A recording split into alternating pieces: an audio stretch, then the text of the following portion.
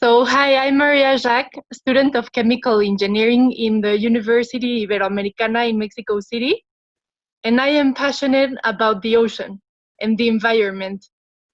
Since I was a little child, I went 2 to 3 times a year to the ocean, and all my favorite memories have been there. So it really breaks my heart to see all these threats to the ocean and the planet and ourselves. So many people would ask themselves, why am I talking here on an ocean summit if I live in the city? But many people doesn't really understand the link that we all have in common with the ocean. So today I want to talk really quick about some of these links that we have all taken that we all have taken for granted or we don't even want to see. First of all, what we eat. Do we really know where it comes from?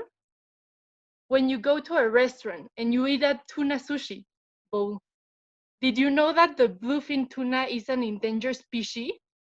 In the case of Mexico, for each 10 kilograms of fish, 6 kilograms comes from illegal fishing. Do you ask yourself this before eating it? Overfishing can really have a big economic impact. 2, our footprint. It doesn't matter where you are consuming all the time food, clothes, accessories, and more. Do you ask yourself all that's behind this?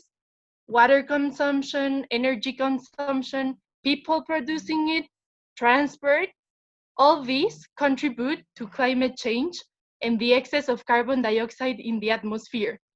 CO2 is really dangerous for oceans because when it gets in contact with water, it reacts and gets acid. So the pH decreases, and this affects all the species, especially corals, and this affects the tourism and the local economy. Third, this is related to point two.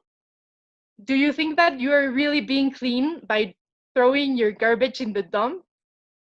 All the things that we consume don't disappear magically. It has to end somewhere.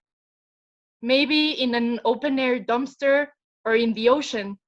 We have seen with the present crisis that medical material end up in our oceans. We have to be more conscious each time we use a single-use plastic or material.